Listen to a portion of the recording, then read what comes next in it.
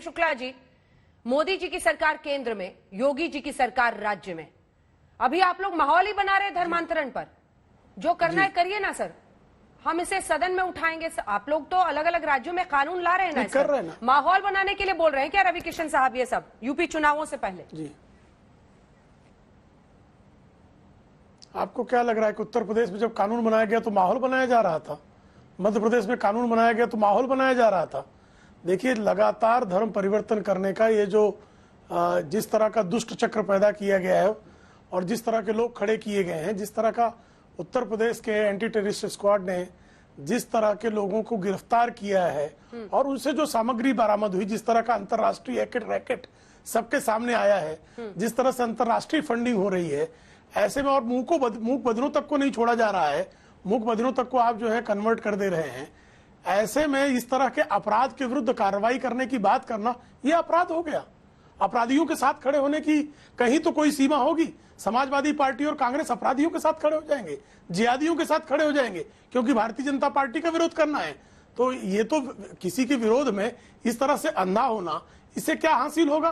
क्या ये सत्य नहीं है कि उत्तर प्रदेश की पुलिस ने जो गिरफ्तारियां की हैं, उससे जो रैकेट का पर्दाफाश हुआ है, उससे पूरे राष्ट्रीय स्तर पर जिस तरह का रैकेट चल रहा है और उसके जो अंतरराष्ट्रीय कनेक्शन है, क्या उनकी जांच होना, उनके खिलाफ कार्रवाई किया जाना आवश्यक नहीं है? और अगर इस पर संसद में अगर जिक्र करने की बात हो जाए तो इसको चुनाव से आप जोड़ देंगे।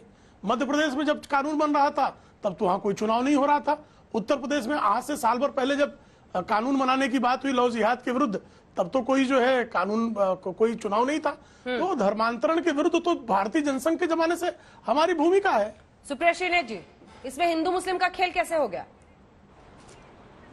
अपराध है? मुझे इस विषय पर सिर्फ इतना कहना है कि इसके लिए कानून है, उसका स्ट्रिक्टली पालन होना चाहिए। स्वतंत्रता है धर्म की, लेकिन जबरन कहीं पर भी अगर कुछ हो रहा है, बिल्कुल सख्ती दिखाइए, एब्सोल्यूट सख्ती दिखाइए। इसमें प्रावधान है कानून का, कानून संबंध आप उस कार्रवाई करिए, इसमें किसी को क्या आपत्ति हो सकती है। लेकिन मेरा सिर्फ इतना कहना है कि 6, 7, 8 महीने जो बचे हैं आज चुनाव में, आज लोग सवाल पूछेंगे ना कि 5 साल में कितने रोजगार बने, 5 साल में महिलाओं के खिलाफ अपराध क्यों बना, राजनीतिक संरक्षण अपराधियों को क्यों मिला, 5 साल में दलितों के खिलाफ अपराध क्यों बढ़े, 5 साल में जो ठोकर राजनीति थी उसके चलते क्या अपराध कम हुआ उत्तर प्रदेश में या बढ़ गया? उत्तर प्रदेश में विकास की आज कौन बात करता है? 5 साल पहले जो वादा किया गया था बिना गड्ढों की सड़कें होंगी उत्तर प्रदेश में, अब तो गड्ढों में सड़कें ढूंढ रहे हैं लोग। तो लोग ये सवाल पूछेंगे, तो मुद्दों से ध्यान मत बताइए। मुझे ऐसा लगता है कि किसान मुद्दा है, बेरोजगार मुद्दा है, जिस तरह की भर्तियां रुकी हुई हैं, भर्तियां करा नहीं पाती है राज्य की सरकार, ज्यादातर जाके कोर्ट में रुक जा रही हैं, चाहे संविदा पर लोग हो, चाहे आशा बहुएं हो, आंगनवाड़ी के लोग हो, शिक्षक हो, पुलिस की भर्तियां हो, कौन सुखी है उत्तर प्रदेश में? मैं ये जानना चाहती हूँ। किसान सड़कों पर है उत्तर प्रदेश का, उसको व्यथित करने के लिए, परेशान करने के लिए उत्तर प्रदेश की सरकार उसके खिलाफ मुकदमे लगेगी। डॉक्टर अगर ऑक्सीजन की मांग कर लेगा तो एनएसए लगा दी जाएगी, उनको जेल में डाल दिया जाएगा। ये कौन सी सरकार चल रही है? और जब इन सब चीजों का जायजा लेने का, इन सब चीजों पर सवाल पूछने का वक्त आया है तो इधर उधर की बातें इसके लिए कानून है, बिल्कुल कानून का पालन करिए, स्ट्रिक्टली अध्ययन करिए, जो गलत कर रहा है उसको सख्त से सख्त सजा दीजिए। लेकिन यहां पर मुद्दों की बात होगी, सवालों की बात होगी। धर्मांतरण आपको विषय नहीं लगता अनुराग भदौरिया जी? रवि किशन तो कह रहे हैं आप लोग बोल बोल के उलट जाइए, पेड़ से लटक जाइए, उनको जो करना है वो करेंगे। अब रवि किशन के बारे में सभी जानते हैं, मैं ज्यादा कुछ नहीं बोलूंगा। बात यह है कि उत्तर प्रदेश के अंदर में अभी कांग्रेस की प्रवक्ता बता रही थी, भारतीय जनता पार्टी की सरकार केंद्र में भी है, राज्य में भी है और कानून भी है।